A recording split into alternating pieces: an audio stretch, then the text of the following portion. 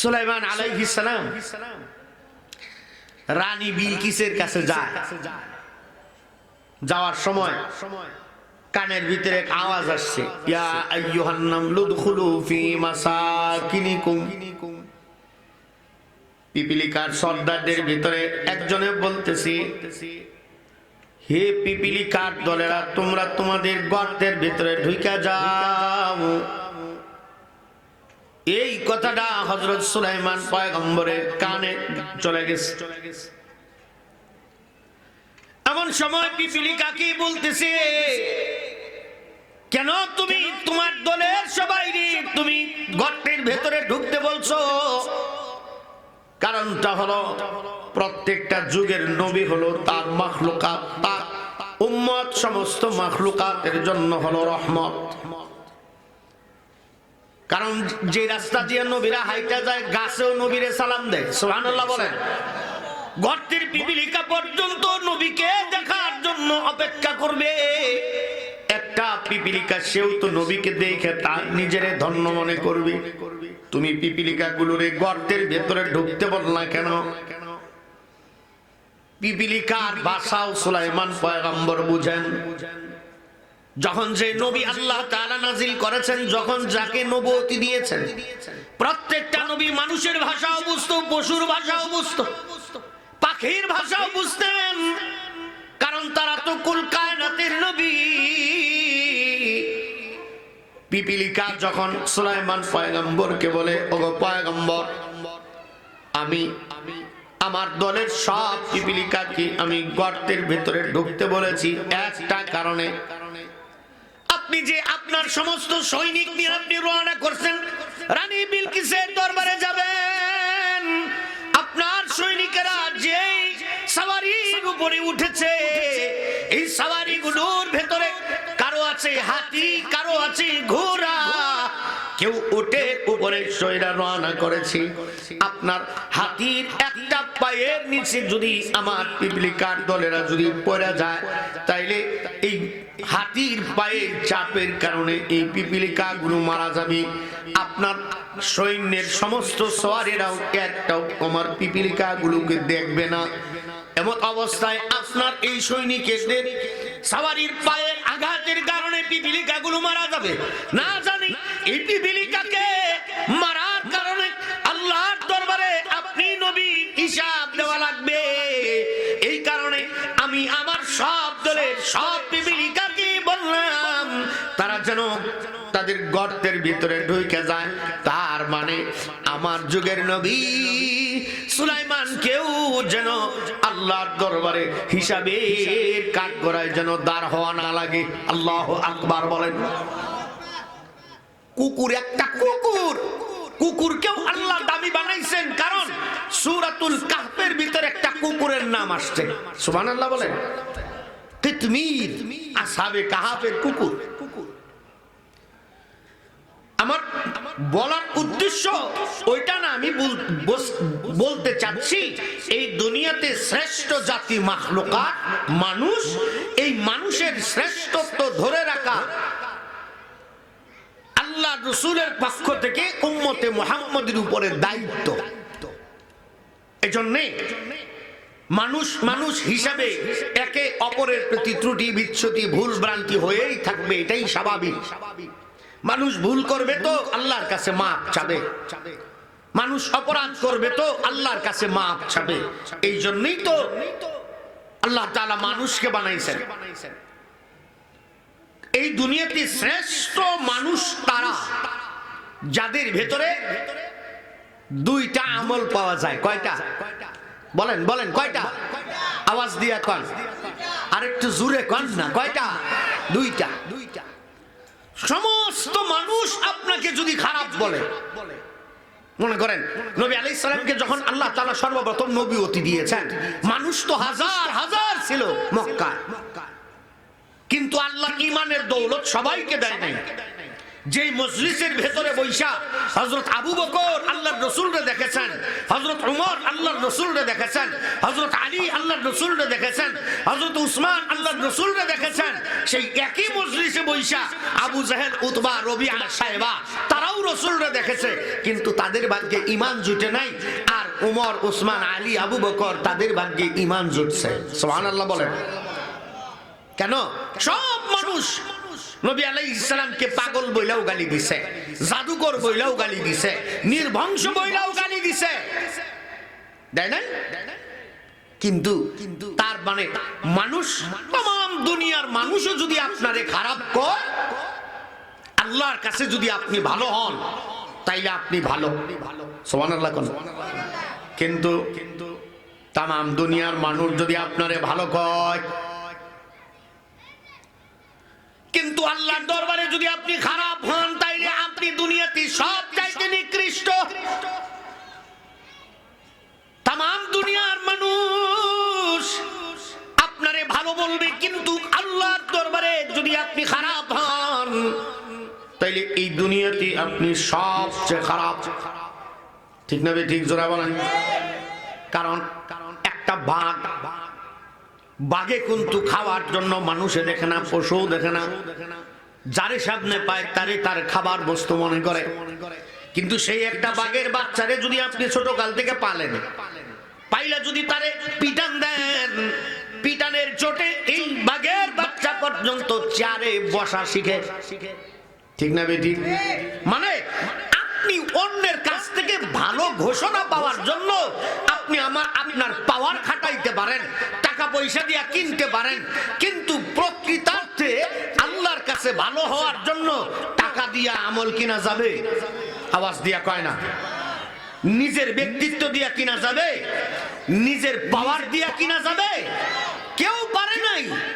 ফেরাউন নমরুদ চেয়েছিল তার পাওয়ার খাটায়া মানুষের কাছে ভালো হওয়ার জন্য, কিন্তু ফেরাউন নমরুদ দুনিয়া থেকে বিদায় হওয়ার পরে এখন কি তাদের নামটা মানুষের সম্মানের সহিত লয় না অপমানের সহিত লয়? এজন্য অতীত থেকে শিক্ষা, মানুষ তার পাওয়ার দিয়া অন্যের ভালো আদায় করার জন্য যদি চেষ্টা করে কখনো পারবে না। কেন? কারণ আল্লাহর কাছে যদি ভালো হওয়া লাগে দুইটা কাজ। কয়টা?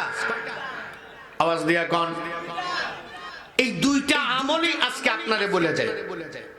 কুনতুম খায়রা উম্মাতিন উখরিজাত লিন-নাস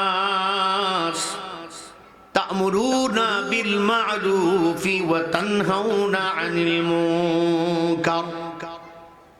দুইটা মাত্র কাজ। আল্লাহ তাআলা বলেন কুনতুম খায়রা উম্মাতিন উখরিজাত লিন-নাস।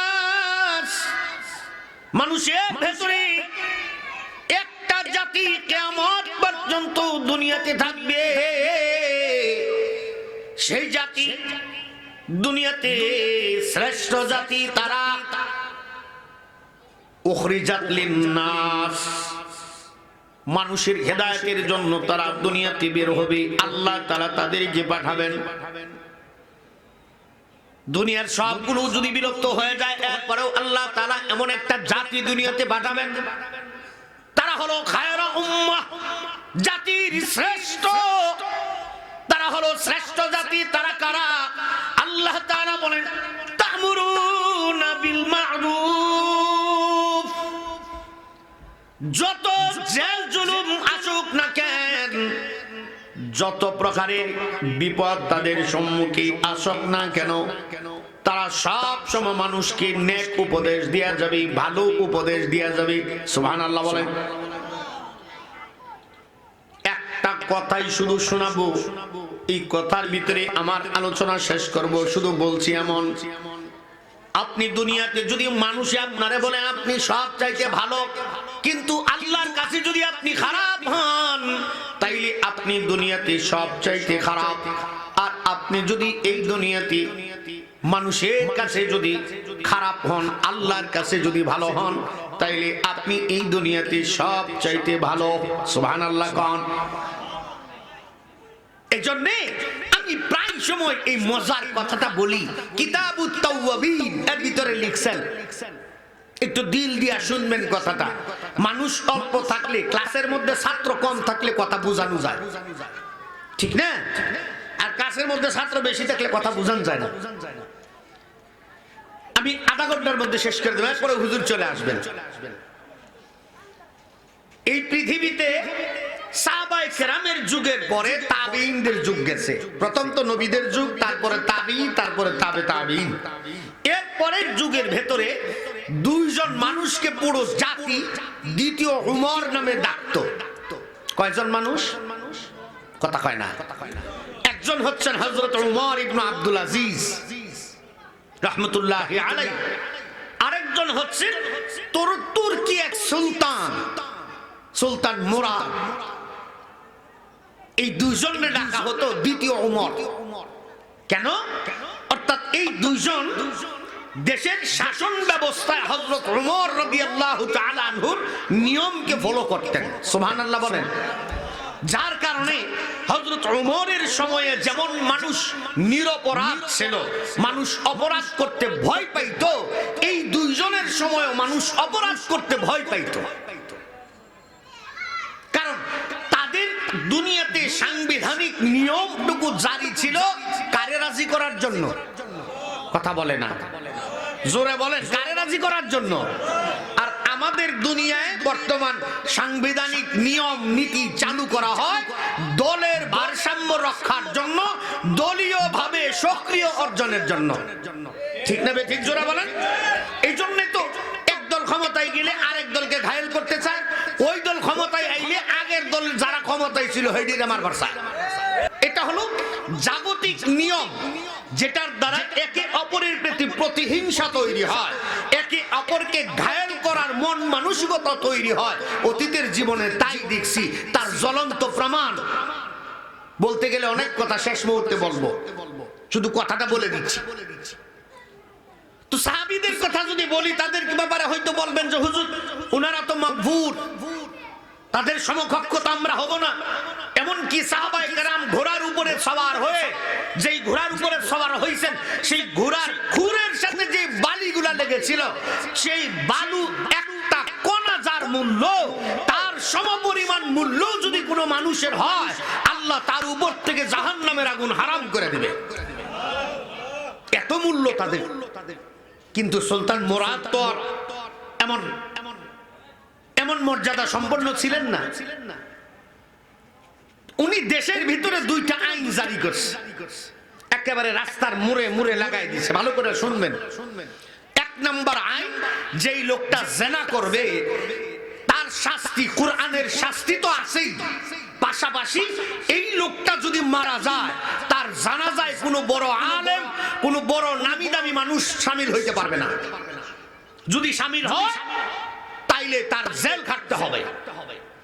দুই নাম্বার, যদি কোনো মানুষ মদ খায়, তাইলে তার তো মদ খাওয়ার কারণে শাস্তি হবেই, এবং এই দুনিয়ায় বড় কোনো নামি দামি মানুষ এবং বড় কোনো আলেম তার জানাজায় শামিল হতে পারবে না। শাস্তি কয়টা? কথা কয় না, দুইটা। কয়টা? দুইটা। লেখা রাস্তার মোড়ে মোড়ে পুরো দেশ জুড়ে লাগাই দিছে। হঠাৎ করে একদিন খলিফাতুল মুসলিমিন হযরত ওমরের একটা অভ্যাস ছিল, প্রতিদিন উনি রাত্রেবেলা বের হইতেন কোথায় কোন অপরাধ হয় এগুলা ছদ্মবেশে দেখার জন্য। তো দিন রাত্রেবেলা সকালবেলা বের হয়েছে, তো বের হয়ে দেখে রাস্তার ভিতরে কিছু মানুষ গুল করে দাঁড়ায়।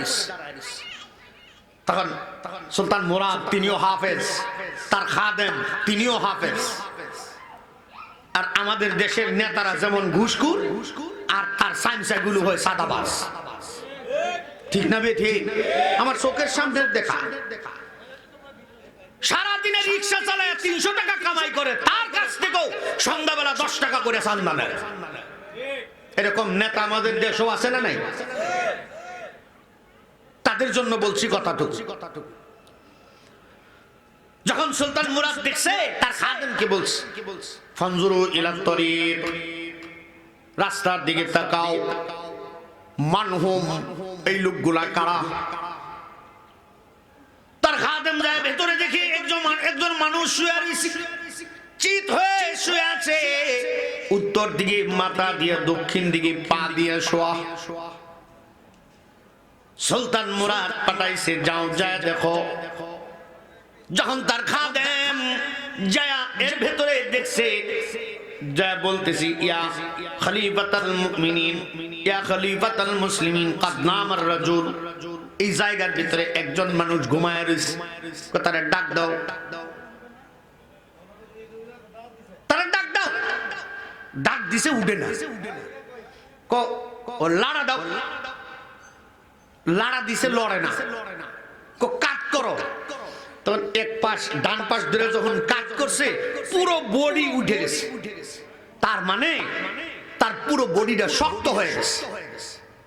বলেন তো, একটা মানুষ ঘুমের সময় শক্ত হয়ে যায় কখন? মরার আগে না মরার পরে? কথা কয় না। ইয়াকুলুল খাদিম, তার খাদেম বলতেছে, ইয়া খলিফাতুল মুসলিমিন, ক্বাদ মাতার রাজুল, লোকটা দুনিয়া থেকে বিদায় হয়ে গেছে। সুলতান মুরাদ কয়, কখন মারা গেছে? এলাকার মানুষগুলো বলে, কাবলাল ফজর, ফজরের নামাজের পূর্বে লোকটা মারা গেছে। তাইলে তার জানাজা পড়লা না কেন? এখনো তার গোসল দিলা না কেন? এখনো তার কাপড়ের ব্যবস্থা করলা না কেন? যখন এইভাবে বলা হয়েছে, ফাযহিকাল মুসলিমুন, সব মানুষগুলা হাইসা দিছে। হাইসা বলতেছে, ইয়া আইয়ুহাল মুসাফির উনজুর ইলা তরিক, রাস্তার দিকে তাকান, তাকায় দেখেন কি লেখা আছে। ওই যে বোর্ডের ভিতরে লেখা আছে, তো এটা সরকারের নিয়ম, যে লোকটা জিনাকারী তার জানাজা কেউ পড়তে পারবে না, যে লোকটা মদখোর তার জানাজা কোনো মানুষ পড়তে পারবে না। এটা তো সুলতান মুরাদ জারি করছে। আর কি লেখা আছে বলেন? যদি এই নিয়ম কেউ না মানে, তাইলে তার জেলখানায় ঢোকা লাগবে। এটা তো জিনাকারীর শাস্তি, এটা হলো মদখোরদের জন্য শাস্তি। এই লোকটা কি এমন? কয় হুজুর, আপনি জানেন না, আপনি তো বলতে পারবেন না আপনার বাড়ি কোথায়, আপনার নাম কি? সুলতান মুরাদ সে বলতেছে, আমার নাম কি, আমার বাড়ি কোথায় সেটা এখন বলার দরকার নাই, পরে বলছি, আগে বলো এই লোকটা কি এমন অপরাধ করছে নাকি? কয় হুজুর, এই লোকটা হলো এই এলাকার ভিতরে সবচেয়ে বড় একজন দিনমজুর। আশ্চর্য, একদিন মজুর সারাদিন কাজ করে না, অন্য দিন মজুরেরা সারাদিন যেই কাজ করে, আর এই লোকটা অর্ধেক দিনে তা কাজ করে দেয়, কিন্তু মাইনে নেয় মাত্র অর্ধেক। কিন্তু তার একটা ভালো অভ্যাস, সে যার কাছেই কাজ করতে যাবে আগে শর্ত করে, আমার এই নামাজের সময় কোনো কাজ দিতে পারবেন না, নিশ্চিন্তে ভালো কাজ। তার জানাজা পারলা না কেন? হুজুর, দুইটা বদ কাজ আছে তার। প্রতিদিন দিন মজুরের যে টাকা পায়, তার বাড়ির খরচ করার পরে যে টাকাগুলো বেঁচে থাকে, সেই টাকাগুলো দিয়া প্রতিদিন সে দুইটা বেশ্যা মহিলা কিনা লইয়া বাড়িতে যায়, দুইটা মদের বোতল কিনা লইয়া বাড়িতে যায়। যার কারণে হুজুর, আমরা কেউ জানাজা পড়ি না। এই জায়গার ভেতরে তার জন্য যদি গোসলের ব্যবস্থা করি, জানাজা দেই, তার জন্য যদি কাফনের ব্যবস্থা করি, তাইলে আমাদেরকে সাথে সাথে সুলতান মুরাদের পুলিশ বাহিনী ধরে নিয়ে যাবে। যার কারণে সবাই ভয়ে এই জায়গায় দাঁড়ায় আছে। সুলতান মুরাদ অন্যদিকে ফিরে চোখের পানিগুলা মুছতেছি, আর আল্লাহর কাছে বলতেছে, মালিক, আমি তো তোমার বান্দাদের ভেতরে আমি এই ধরনের ভীতিকর পরিস্থিতির জন্য নিয়ম চালু করি নাই, যাতে করে তোমার বান্দারা যেন অপরাধ থেকে বাঁচতে পারে, তুমি আল্লাহরে যেন দুনিয়াতে রাজি করতে পারে। আল্লাহু আকবার বলেন। মজার বিষয় হলো, এলাকার মানুষগুলো সুলতান মুরাদরে চিনবার পারে নাই যে উনি কে। সুবহানাল্লাহ কইতেন না? আওয়াজ দিয়ে কোন। আর আমগর দেশের নেতারা বাফে খায় কাগজ টুকায়া, পোলায় নেতা হয়েছে তো সালায় R15, কথা হয় না? পকেটে হইলো iPhone 16 Pro Max, কি ঠিক না? চা খায়, বিড়ি খায়, কথা কয় না। কি ভয় পাইতেছেন আপনারা? ভয় আছে এখনো? হ্যাঁ, 17 বছর বহুত জ্বলছি আর না, ঠিক আসতে কর। আমিও বেশি দূরের না, কাছেই তো, বেশি দূরে। হ্যাঁ, এই সময় যখন বলতেছে সুলতান মুরাদ চুপ হয়ে গেছে। হাইরি, লোকটা নামাজের সময় কোনো ডিস্টার্ব করে না, তাইলে লোকটা জেনাকারী মানুষে কয়, লোকটারে মদখুর কয়, আশ্চর্য বিষয়। কতক্ষণ চুপ থেকে, আচ্ছা এই যে দুইটা ব্যবসা মহিলা কিনে লয়ে বাড়িতে যাইতো, খারাপ কাজ করতে দেখছো? না হুজুর তা দেখি নাই। মদ খাইতে দেখছো? না হুজুর তা দেখি নাই। তাইলে তার জানাজার ব্যবস্থা করো। কাম নেগা করেন গা, কারে কয়? যিনি সুলতান বাদশা তাকে বলে কাম নেগা করেন। তার মানে চিনবার পারে নাই। কোথার কামনের কাপড়ের ব্যবস্থা করো, আপনি যা করেন, আমরা পারুন না। আজকে তার কাফনের কাপড়ের ব্যবস্থা করমু, তার জন্য এমন ধরনের ব্যবস্থা করমু, সাথে সাথে আমাদেরকে পুলিশ বাহিনী ধরে লয়ে যাবে, এটা সম্ভব না। কারণ আর রাশি ওয়াল মুরতাশি কিলাহুমা ফিন্নার। সরকারে দো আলম নবী বলেন, যে লোকটা অপরাধ করে আর এই অপরাধীর যে সহযোগিতা করে সমান অপরাধী। ঠিক না ঠিক? জোরে কোন। একজনে অপরাধ করলো, আপনি তারে সহযোগিতা করলেন, আপনিও সমান অপরাধী। তো আমরা কেন অপরাধের মধ্যে শামিল হব? এই জন্য আল্লাহ তাআলা বলেন, ওয়া তাআওয়ানু আলাল বিররি ওয়াত তাকওয়া ওয়া লা তাআওয়ানু আলাল ইসমি ওয়াল উদওয়ান। কখনো মানুষকে গুনাহের কাজে সহযোগিতা করা যাবে না।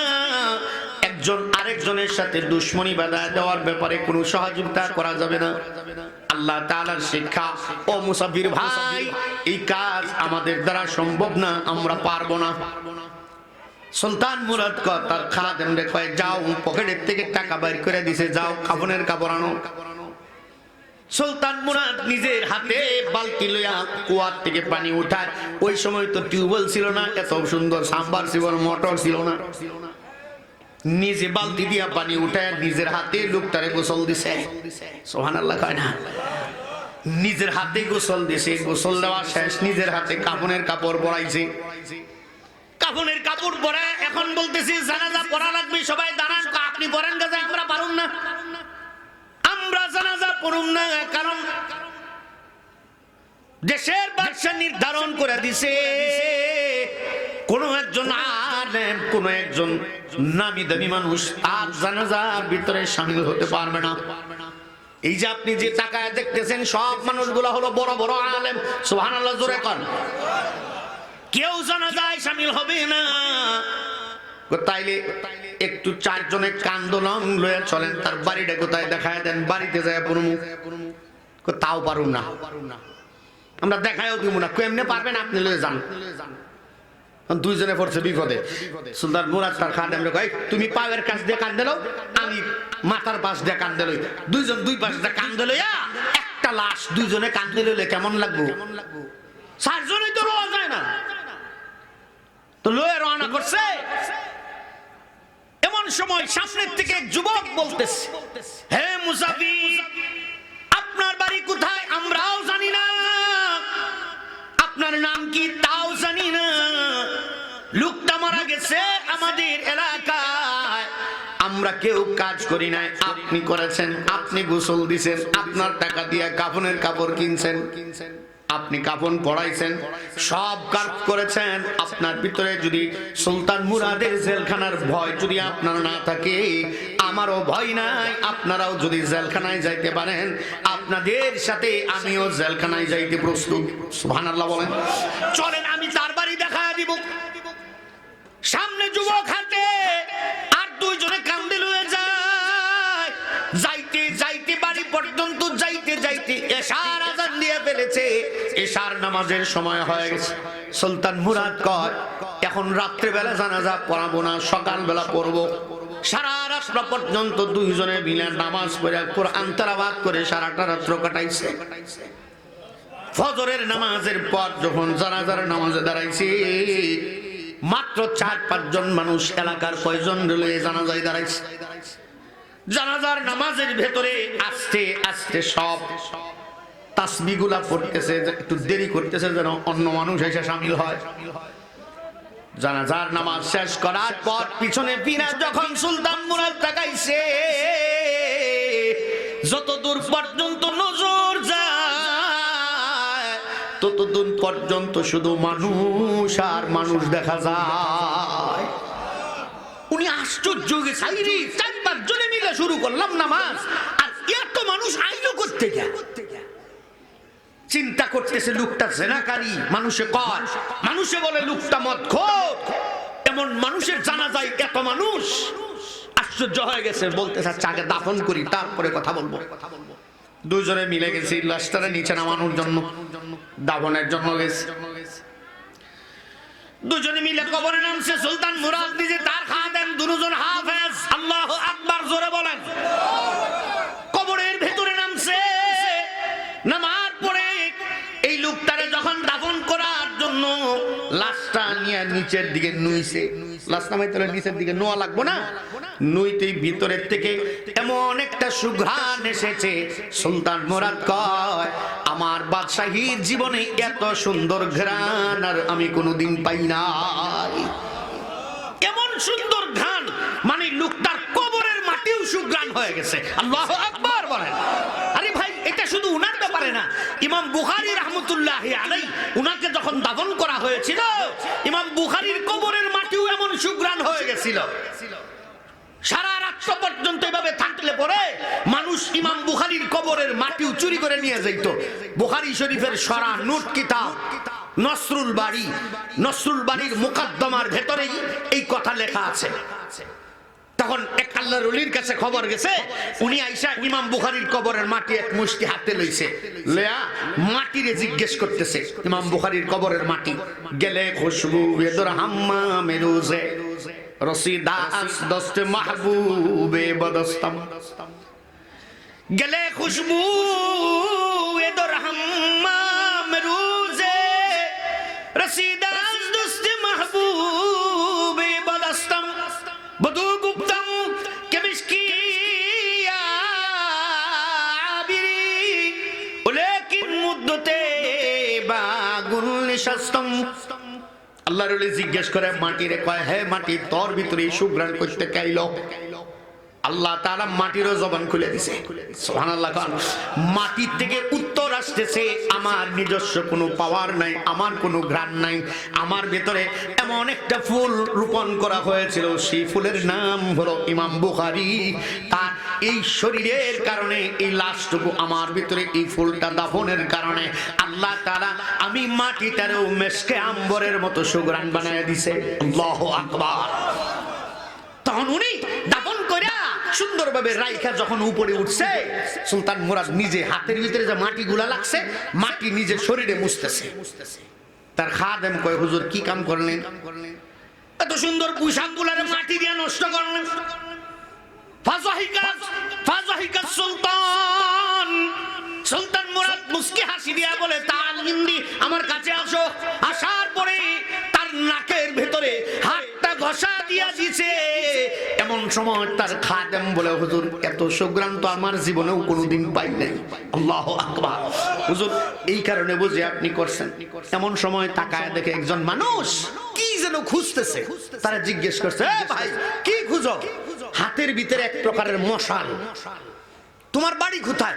হুজুর আমার বাড়ি এখান থেকে অনেক দূরে, যাইতে যাইতে সারা জান দিবে। তাইলে তুমি জানাজার খবর পাইলা কেমনে? হুজুর কে যে দিছে তাও জানি না, তবে রাত্রে বেলা যখন আমি ঘুমাইছিলাম স্বপ্নে দেখতেছি কে যেন ডাকতেছে। হাদিসে কুদসি আল্লাহর রাসূল বলেছেন, আলা মিন মুস্তাগফিরিন ফাগফির লাহু, আলা মিন মুস্তারজিকিন ফারযুকাহু। কে আছো গুনাহগার, আমি আল্লাহর কাছে চাও, আমি আল্লাহ তোমার জীবনের সব গুনাহ মাফ করে দিব। সুবহানাল্লাহ। আল্লাহর রাসূল হাদিসে কুদসিতে বলেছেন, কে আছো তোমার রিজিকের ভিতরে অভাব, আমার কাছে চাও, আমি তোমার রিজিকের অভাব দূর করে দিব। হুজুর স্বপ্ন থেকে যখন স্বপ্ন ভেঙে গেছে, স্বপ্নের থেকে উঠছি, উইটা তাড়াতাড়ি ওযু করছি। ওযু করে মশালটা হাতে লয়ে যখন রাস্তার ভিতরে আসছি, আইসা দেখি দলে দলে মানুষ এই দিকে আসতেছে আর বলতেছে আজকে এই জায়গার ভিতরে সুলতান মুরাদ একজন মানুষের জানাজা পড়াবে। এই জানাজার ভিতরে যদি কেউ শামিল হইতে পারে, আল্লাহ তাআলা হইতে পারে তার জিন্দেগীর সব গুনাহগুলো মাফ করে দিবে। সুবহানাল্লাহ। হাক্কুল মুসলিমি ইনদাল মুসলিম, একজন মুসলমান আরেকজন মুসলমানের কাছে হক। যখন মুসলমান সালাম দেয়, সালামের উত্তর দেওয়া, ইজা আতিসা, যখন হাসি দেয় হাসির জবাব দেওয়া, যখন একজন মানুষ তার কাছে হক থাকে তার হক আদায় করা। 4 নাম্বার, যখন মানুষটা মারা যায় তার জন্য দাফনের ব্যবস্থা করা, জানাজা পড়া। আর লোকটা যদি অসুস্থ হয় ইয়াদাতুল মারিজ করা, যদি লোকটা অসুস্থ হয় তারে দেখতে যাওয়া।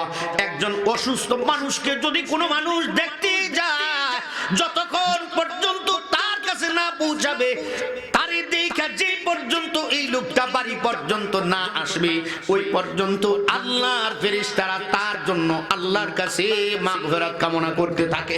আল্লাহু আকবার। এই 6টা হক একটা মুসলমান আরেকটা মুসলমানের উপরে, তো তিনিও তো এই মুসলমানের হক আদায় করার জন্য হুজুর আমি উপস্থিত হয়েছি, আর কিছু বলতে পারবো না। রাস্তার ভিতরে আসার পরে হঠাৎ করে শুনতেছি কে যেন তাকবীর দিতেছে, আল্লাহু আকবার। সাথে সাথে জানাজায় শামিল হয়ে গেছে, আর কিছু বলতে পারবো না। জানাজার নামাজটা পড়ে খুঁজতেছি তো সুলতান মুরাদরে দেখার জন্য, তারে তো দেখি নাই জীবনে। সুবহানাল্লাহ। কিন্তু মানুষের ভিড়ে লোকটাকে তো চেনাও সম্ভব না, জীবনে দেখি নাই। তারে জিগাই এরে জিগাই, কেউ বলতে পারে না সুলতান মুরাদকে। এই জন্য খুঁজতেছি। সুলতান মুরাদ কয় ফাসবির, ধৈর্য ধরো, দেখতে পারবা, একটু পরে পারবা, দেখবা। কইজা দেখো লোকটার কে আছে এলাকায়। একজনে বলতেছে লোকটার বাবাও নাই, মাও নাই, তার সন্তানাদিও নাই, ভাই নাই, বোন নাই। লোকটার বাড়ি কোথায় তাও কেউ জানে না, শুধুমাত্র তার স্ত্রী আছে ঘরে, আর কেউ বলতে পারে না। তাইলে তার স্ত্রীকে একটু ডাক দাও, আমি তারে পর্দার আড়াল থেকে কথা বলবো।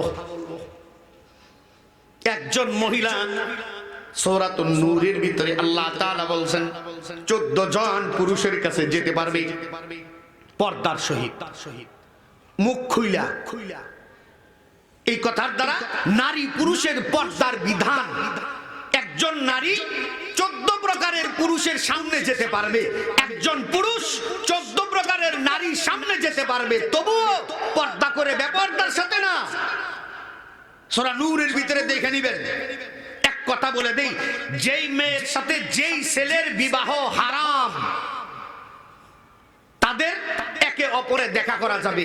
আর আমাদের সমাজের ভেতরে একটা বদ অভ্যাস আছে, মেয়ে যদি বড়ও হয়, যোগ্য হয়ে যায়, বালেগাও হয়ে যায়, এরপরেও বাবাও যায় মেয়েরে জড়ায় ধরে, মেয়েও বাবারে জড়ায় ধরে। কারণ বাবা মেয়ে এত সুসম্পর্ক, শরীয়তের নিষেধ।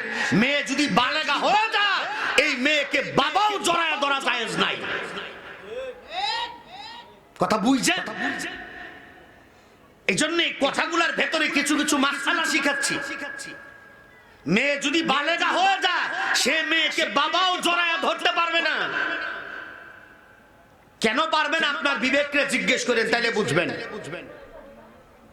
যা হোক, কথা শেষ করে দিচ্ছি, আর 5 মিনিট সময় আছে, ইনশাআল্লাহ হুজুর চলে আসবে। তারপরে তার খাদেমকে বলি একটু ডাকো, তার স্ত্রীকে পর্দার আড়াল থেকে কথা বলবো। যেহেতু উনি দেশের সুলতান, দেশের নিয়ম রক্ষার জন্য উনার কিছু বলার দরকার আছে। যেহেতু লোকটার স্বামী দুনিয়া থেকে বিদায় হয়ে গেছে, ইসলামী হুকুমত যদি হয়, যে সমস্ত মেয়েরা বিধবা হয়ে যায় তাদের দায় দায়িত্ব ইসলামী সরকারের উপরে বর্তায়। তাদের ভরণ পোষণ, চলাফেরা, তাদের ভরণ পোষণের সম্পূর্ণ দায়িত্ব হলো সরকারের। কিন্তু আমরা করি কি, যদি ইসলামী রাষ্ট্র হয় তাইলে প্রত্যেকটা বিধবা মহিলা যাদেরকে অন্যত্র বিবাহ হয় না, তাদের দায় দায়িত্ব সরকারের উপরে বর্তায়। সম্পূর্ণ দায় দায়িত্ব ওনারা নেবে, সরকার দিবে। কিন্তু সরকারে কি করে, ভ্যাট ট্যাক্স লইয়া আমেরিকায় বাড়ি বানায়, সিঙ্গাপুরে 360টা বাড়ি বানায়। ঠিক না বে ঠিক? দেখেন নাই পেপারে, দেখেন নাই এক পদ্মা সেতু বানাইতে যা খরচ হয়েছে, আর এইটার বাবদ যতটি পাচার হয়েছে 92টা পদ্মা সেতু বানান যাইতো। কেন? ইসলামী রাষ্ট্র নাই, এজন্যই তো আস-সারিকু ওয়াস-সারিকাতু ফাকতাউ আইদিয়াহুমা, একটা চোরের যদি হাত কাটার বিচার হইতো বাকি সব চোর শুধু হয়ে যেত। এই জন্য মাঝে মাঝে একটা কিচ্ছা কই, কিচ্ছাটা এমন যে চোর চুরি করছে তো তার বিচার হয়েছে হাত কাটা। কারণ আস-সারিকু ওয়াস-সারিকাতু ফাকতাউ আইদিয়াহুমা, বুঝেন? ওই মহিলার লোকের কথা বলতে মিটিং চলতেছে, মনে আছে তো? এনে থাক, এই ভাগে চোরের কথা শুনে লই। রাগ করতেছেন না তো আবার আপনারা? চোরের বিচার তো প্রথম যদি চুরি করে ডান হাত কাটো, পরে যদি আবার চুরি করে বাম পাও কাটো, তারপরে যদি আবার চুরি করে বাম হাত, এরপরে যদি আবার চুরি করে ডান পাও, পরে খালি গাছের টুমা। এখন তার যে চুরি হয়েছে, বিচারের আগে জিজ্ঞেস করা হয় আপনার জীবনের শেষ ইচ্ছা কি? এরকম জিজ্ঞাসা না? তারেও জিজ্ঞেস আপনার কি ইচ্ছা? আমার কোনো ইচ্ছা নাই, একটা ইচ্ছা আছে। তবে এই লোক যে ইচ্ছা পোষণ করবে তার ইচ্ছা যদি পূরণ করতে না পারে তাইলে তারে এই শাস্তি প্রয়োগ করতে পারবে না, এটা সাংবিধানিক নিয়ম। হ্যাঁ কইছে, হ্যাঁ আমার হাত কাটেন, কোনো অসুবিধা নাই, আমার একটা মাত্র ইচ্ছা, আমার হাতটা এমন মানুষে কাটতে হবে যে জীবনে চুরি করে নাই। কি কেমন পেছে পড়ছে?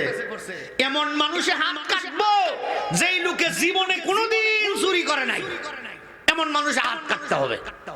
এখন তো বিচারক পড়ছে বিপদে, হাইডি হ্যাঁ নিজেও তো অন্যের টাকা ঘুষ খায়া ফাঁসির আসামিরেও খালাস দিয়ে দিছে। ঠিক আসতে কয়, ঠিক না? ঠিক জোরা বলেন। আলেমদের বিরুদ্ধে সাক্ষী দিছে, একজনে জোর করে সাক্ষী দেওয়াইছে, হাসা কথা কোয়েলানির কারণে পরের দিন গুম। কথা হয় না? আল্লামা সাইদ রহমতুল্লাহ আলাইহির ফাঁসি একজন শুকরঞ্জন বালি হাসা কথা কয়েলাইছিল, পরের দিন গুম করে ভারতের জেলখানায়। ঠিক না? ঠিক জোরা বলেন। এখন আচ্ছা ঠিক আছে, এটা আমি বিচারকের কাছে বলবো। বিচারকের কাছে গেছে, বিপদে পড়ছি। কি এই তাইলে এক কাম করে এর এলাকার মেম্বাররে ডাক দে। কারণ তো মেম্বার কি একেবারে সাধু? হ্যাঁ, জনগণের গম খাইয়া ফ্যাক্টরি বানাইছে এই মুডা। ঠিক আসতে কয়, ঠিক না? ঠিক জোরে বলেন। মেম্বারে কয় আপনি হাত কাটেন। কয় কে? কয় আপনি তো জীবনে চুরি করেন নাই। দূর মিয়া, এটা আমার দ্বারা সম্ভব, এতগুলা মানুষের দায়িত্ব আমার উপরে, এটা আমিও পারুন না। তাহলে চেয়ারম্যান রে কয়, মেম্বারে যেহেতু পারে নাই চেয়ারম্যান রে করে মক্কার খেজুর। চেয়ারম্যানে কয় না, এটা আমার দ্বারাও সম্ভব না, সে আমি এতগুলা ওয়ার্ড লই একটা ইউনিয়নের চেয়ারম্যান। তাহলে আপনি যদি পারবেন এমপি সাহেব রে কন। গেছে এমপির কাছে, এমপি কয় হ্যাঁ 2-3টা থানা লয়ে একটা সিট, আমি একটা সিটের এমপি, আমার তো একটু এদিক সেদিক হইতেই পারে, এটা আমার দ্বারা সম্ভব? হ্যাঁ কয় না, আমি তাহলে এটা একটা কাম করেন, দেশের অর্থমন্ত্রীর দায়িত্ব দেন। কি কন? একেবারে মক্কার ইমাম, হ্যাঁ তেরায় বেড়ায় যাবে, পালাবো না, তারা দিছে দায়িত্ব, আমি কেমনে করব? তো আমার দ্বারা সম্ভব, প্রধানমন্ত্রী দিছে হেরে। কি কথা কয় না, পারবো? যখন হেরে দিছে বলছে তো বিপদ। আর একজনে কয়েকটা কাজ করেন, স্যার এর আট কাটার দরকার নাই, না কাইটা একটা চেয়ার টেবিল দিয়ে একটা চাকরির এক কোণাত বয়া দেন, আর কইবেন তার যে হাত কাটার বিচার হয়েছিল এটার জন্য কারোর সাথে না কয়। বুদ্ধিটা তো কম খারাপ না? আচ্ছা ঠিক আছে, তারা চাকরি দিয়ে জায়গায় বসাই দিয়ে। বলেন তো এই লোকটার কাছে দেশের কোন সমাধানের জন্য যদি যাওয়া হয় ঘুষ ছাড়া বিচার করব? আওয়াজ দিয়া কয় না, জোরে বলেন। ঠিক এমনি ভাবে ওই যে আবেদ আলী কাকু প্রশ্ন বিচ্ছা কোটিপতি হইছে, ঠিক না? ঠিক জোরে কন। একটা চোরের বিচার যদি হতো হাত কাটা, বাকি সব কয়টা চোর সুজা হয়ে যেত। এই জন্য ইসলামী নিয়ম দরকার আছে না নাই?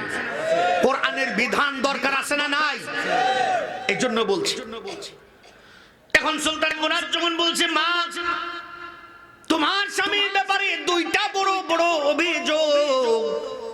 তোমার স্বামী নাকি দুইটা বেশ্যা মহিলা কিনা লয়ে বাড়িতে আইতো। কয় হ্যাঁ হুজুর কথা সত্য। দুইটা মদের বোতল কিনে আনতো। হুজুর কথা সত্য।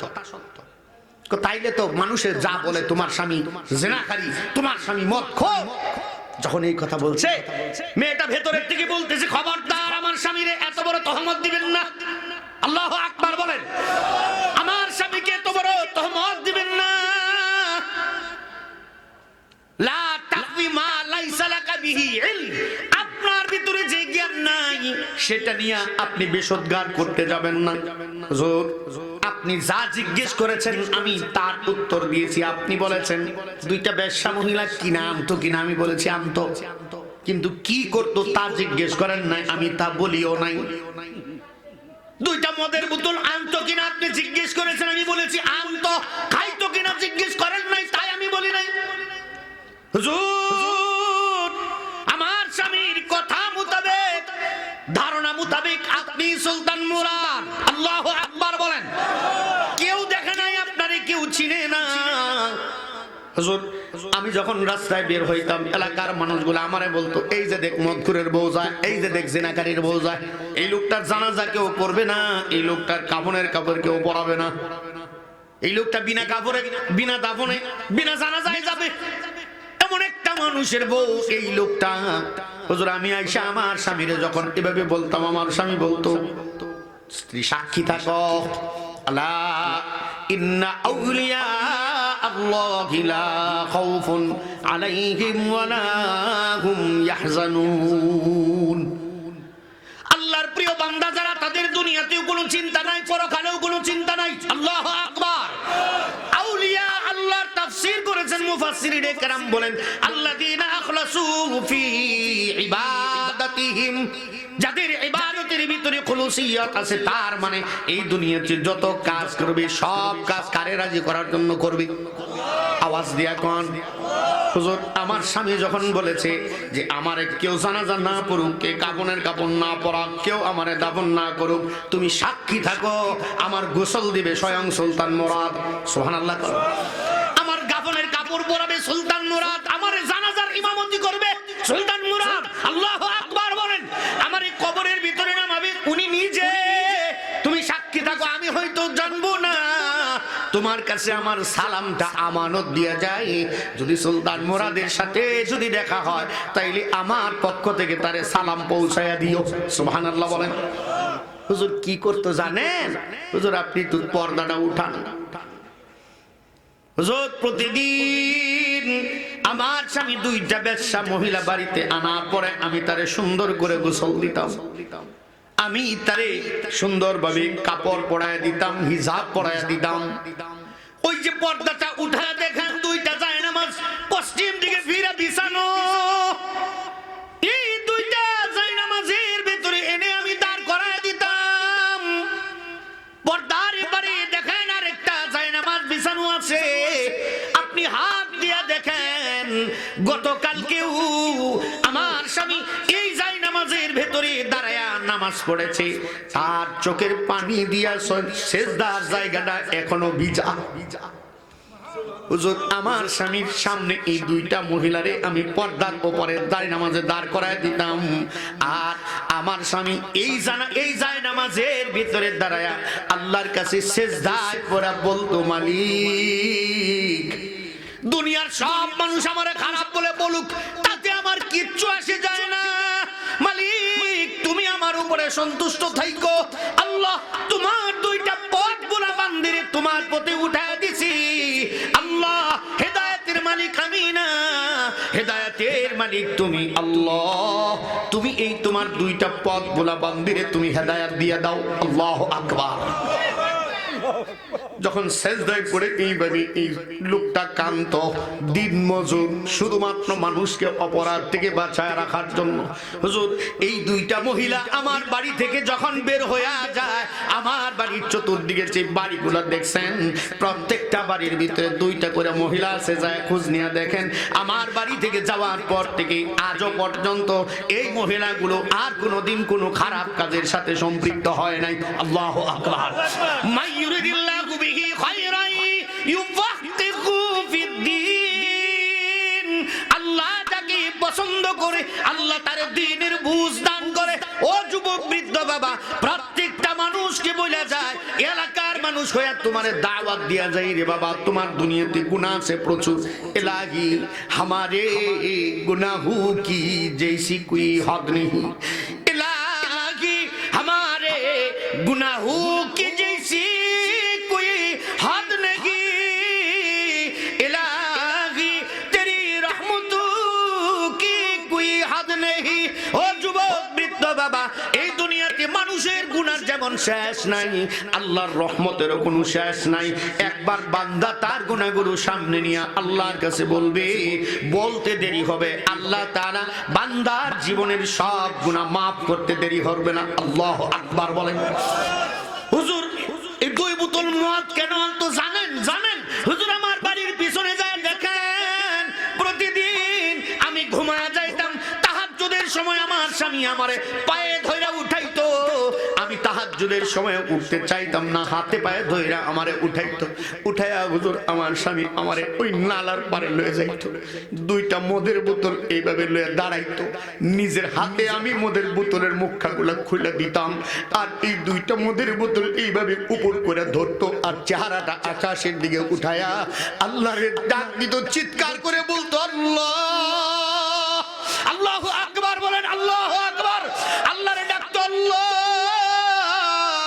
একবার তুমি আমার দিকে তাকাও, মালিক এই 2টা মদের বোতল যদি দোকানদারের কাছে থাকতো, আল্লাহ তোমার বান্দারা এই 2 বোতল মদ খায়া গুনাহ করতো, আল্লাহ আমি বললে শুনতো না, অন্তত তোমার 2টা বান্দারে এই 2 বোতল মদ খাওয়া থেকে আমি বাঁচায় রাখছি, আল্লাহ তুমি তোমার এই আমার মতন এই গুনাহগার বান্দারে maaf করে দিও। দুনিয়ার সব মানুষ আমারে খারাপ বলে আমারে জানাজাও দিবে না, আমারে কাফনের কাপড়ও পরাবে না, আমারে বিনা কাপড়ে দাফন করবে না, কেউ আমারে কবর দিবে না, আল্লাহ আমার জানাজার ব্যবস্থাটা তুমি কইরো। আল্লাহ যতদিন দুনিয়াতে ছিলাম তোমার বান্দাদেরকে অপরাধ থেকে বাঁচায় রাখার চেষ্টা করতাম। ওই সময় সুলতান মুরাদ তার স্ত্রীকে বলে, ও মা জিজ্ঞেস করবা না কেন তোমার এতক্ষণ পর্যন্ত পেরেশান করলাম, মাগো আমি যখন ফজরের সময় ঘুমাইতে ঘুম থেকে উঠলাম, এর আগে স্বপ্নে দেখতেছি কে যেন বলতেছি, হে সুলতান জলদি করে যা, আল্লাহর এক বান্দা দুনিয়া থেকে বিদায় হয়ে গেছে, তার জানাজা পড়ার জন্য কেউ নাই, তার কাফনের কাপড় পরানোর জন্য কোনো মানুষ নাই, তারে দাফন করার জন্য কেউ নাই, জলদি করে যা তার জন্য কাফনের কাপড়ের ব্যবস্থা কর, জানাজা পড়া তার জন্য ব্যবস্থা করো। ও মা এই সময়ে আমি উপস্থিত হয়েছি, এসে শুনছি মানুষ নাকি তোমার স্বামীরে বলে জেনাকারী, তোমার স্বামীরে বলে মদখোর। ও মা এই কারণে বলেছি মা গো, তোমার স্বামীরে যখন কবরের ভিতরে নামাইলাম, তোমার স্বামীর কবরটাও মেশকে আম্বরের গ্রান হয়ে গেছে। আল্লাহু আকবার বলেন। ও মা তোমার স্বামীর লাশটা দুনিয়াতে থাকা অবস্থায় আল্লাহ তাআলা তোমার স্বামীরে জান্নাতের মেহমান বানায়া দিয়েছে। আল্লাহু আকবার বলেন। এই জন্যই আল্লাহ তাআলা বলেন শ্রেষ্ঠ জাতির আলামত, কুনতুম খায়রা উম্মাতিন উখরিজাত লিন-নাস তা'মুরুনা বিল মা'রুফি ওয়া তানহাউনা আনিল মুনকার। আল্লাহ তাআলা বলেন এই দুনিয়াতে শ্রেষ্ঠ জাতির আলামত হলো 2টা। এই মানুষগুলো জাতি দলমত গোত্র নির্বিশেষে প্রত্যেকটা মানুষ একে অপরকে অপরাধ থেকে বাঁচায় রাখার জন্য সৎ উপদেশ দিবে। আল্লাহু আকবার বলেন চিল্লায়া, জোরে আওয়াজ দিয়া বলেন আল্লাহু আকবার। 2 নাম্বার ওয়া তানহাউনা আনিল মুনকার, খারাপ কাজ থেকে বাঁচায় রাখবে। আল্লাহু আকবার জোরে বলেন। 2টা কাজ মাত্র, নিজেও সৎ উপদেশ দেওয়া, অসৎ উপদেশ না দিয়ে মানুষকে খারাপ কাজ থেকে বাঁচায় রাখা। ও যুবক ভাই একটা কথা বলে শেষ করে দেই, এই পর্যন্ত যত উলামায়ে কেরামদেরকে জেলখানায় নেওয়া হয়েছিল, কেউ গদি চায় নাই, কেউ তাদের শাসন বিচার ব্যবস্থা চায় নাই, তাদের দায়িত্ব ছিল মানুষকে নেক উপদেশ দেওয়া, খারাপ কাজ থেকে বাঁচায় রাখা। যার কারণে আলেমদেরকে তো জেলখানা বসছেই, এমনকি কোরআনের পাখি সারা বিশ্বব্যাপী যার নাম প্রচারিত হয়, আল্লামা দেলওয়ার হোসেন সাইদিকে যুদ্ধ অপরাধের মামলা দিয়ে জেলখানায় দিছে। কেন বলছি কথাটুকু রাখেন, কেউ রাগ করেন না, আর রাগ করলেও আমার করার কিচ্ছু নাই। এতদিন মুখে তালা মারা ছিল, এখন মুখে তালা নাই। কেন বলছি? ছোট্ট একটা কথা বলে শেষ করে দেখো, রাগ করবেন না। ওমা কারু ওমা কারাল্লাহ ওয়াল্লাহু খায়রুল মাকিরিন। এই আয়াতের ব্যাখ্যায় আমি বর্তমান সিচুয়েশন খাপে খাপ মিলে যায়। কেমনে দেখেন, কেমনে মিলে দেখেন। আল্লামা সাঈদ রহমতুল্লাহ আলাইহিকে যখন ফাঁসির আদেশ দেওয়া হয়েছিল, পুরো দেশ উত্তাল। পরে সাইন্সার করে সাইন্সাররা কয় না, এই লোকের ফাঁসি দেওয়া যাইব না, তারে আমৃত্যু কারাদণ্ড দেন। এই আইন আগে ছিল না, এই আইন আগে ছিল না। উনারে জেলখানায় ভরার পরে করা হয়েছে, ঠিক না বেঠিক? বলেন তো, সাঈদ রহমতুল্লাহ কি জেলখানায় থেকে মরছে? উনারে শহীদ করা হয়েছে, যেটা প্রমাণিত। উনার তামান্না ছিল, আল্লাহ আমারে শাহাদাতের মৃত্যু দিও। মরণ তো একদিন আসবেই জানি, মিনতি তোমার কাছে সেই মরণ আমায় দিও, আমাকে শহীদ করে সেই মিছিলে শামিল করে নিও। আল্লাহু আকবার।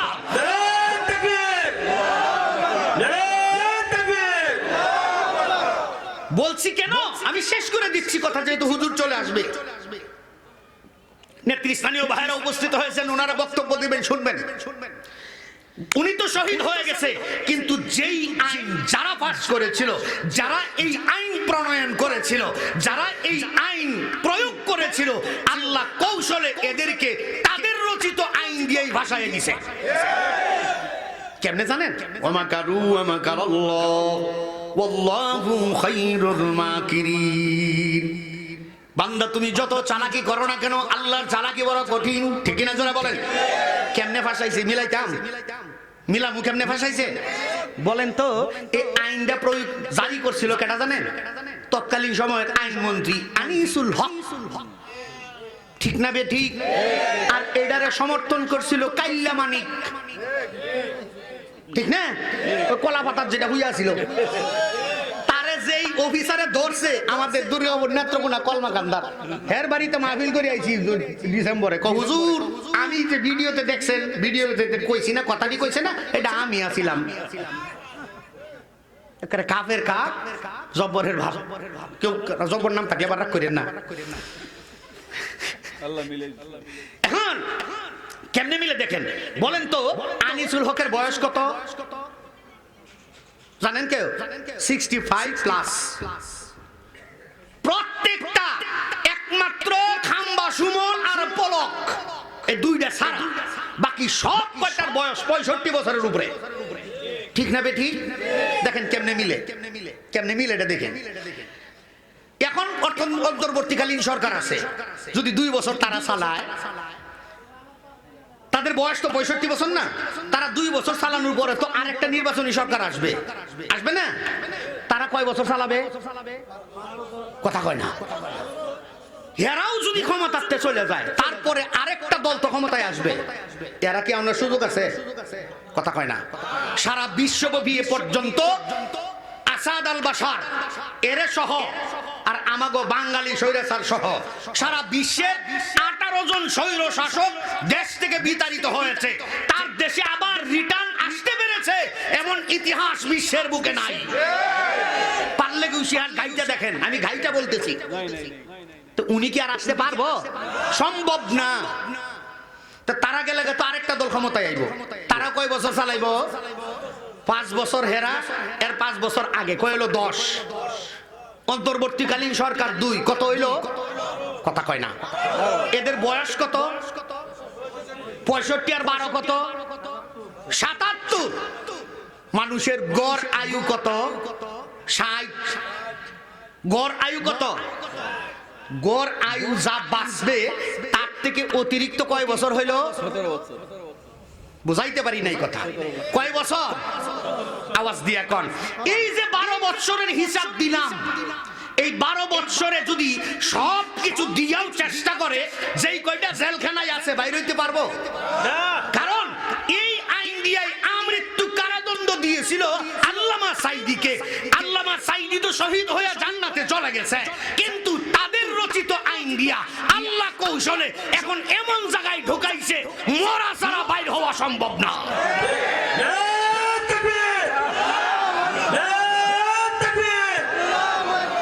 শেষ করে দিচ্ছে হুজুরের নিয়ে আসতেছে, হুজুর আসতেছে। আমি যে যুক্তিটা দিছি অযৌক্তিক বলেছি, কথা বলে না। আমি আয়াত দিয়ে বলছি, তাফসীর একেবারে মিলে যায়, কাটায় কাটায়। কেমনে মিলছে? এই জন্য বলেছি ভাই, এই দুনিয়াতে তোমার পাওয়ার দিয়া যদি তুমি ক্ষমতা ধরে রাখতে চাও, তুমি যদি মানুষকে নিজের বরত্ব জাহেরের জন্য মানুষকে পক্ষাবলম্বন করতে চাও, কিছুতেই পারবে না। কারণ তোমার চাইতে পাওয়ারই নেতা ছিল ফেরাউন, তোমার চাইতে পাওয়ারই নেতা ছিল নমরুদ, তারাও থাকতে পারে নাই। যার কারণে আল্লাহ বলে দিয়েছেন, কুল সিরু ফিল আরদ ফানজুরু কাইফা কানা আকিবাতুল মুফসিদিন। হে দুনিয়াবাসী, পুরো দুনিয়ায় ঘুরে দেখো কিভাবে আমি সন্ত্রাসীদেরকে নিশ্চিহ্ন করে দিয়েছি, তার থেকে শিক্ষা গ্রহণ করো। ঠিক কিনা জোরে বলেন? এই জন্য বলেছি, যখন সুলতান মুরাদ তার এই লোকটার দিন মজুরের বউকে বলেছে, মা তোমার স্বামীরে আল্লাহ দুনিয়ায় থাকতেই জান্নাতের মেহমান বানাইছে। কেন কেন? দুইটা আমলের কারণে। কয়টা? আওয়াজ দিয়া কয় না, কয়টা? এক নাম্বার, তা'মুরুনা বিল মা'রুফ, মানুষকে সৎ উপদেশ দেওয়া, ওয়া তানহাউনা আনিল মুনকার, খারাপ থেকে বাঁচায় রাখা। এই দুইটা কাজ কে কে করব ইনশাআল্লাহ? আওয়াজ দিয়া দুনো হাত উঁচা করে আওয়াজ দিয়া বলেন আল্লাহু আকবার। সুদা করে দুনো হাত, সুদা তো লারা দেন, যে কয়জন আছেন হাতটা সুদা করেন, এবার মুড দেন, সারেন, আবার আবার মুড দেন, মুডটা ধরেন, আর জোরে কোন আল্লাহু আকবার। সমস্ত কাজ শুরু করলে বিসমিল্লাহ বলতে হয়। জোরে কোন বিসমিল্লাহ, আরেকটু জোরে কোন না।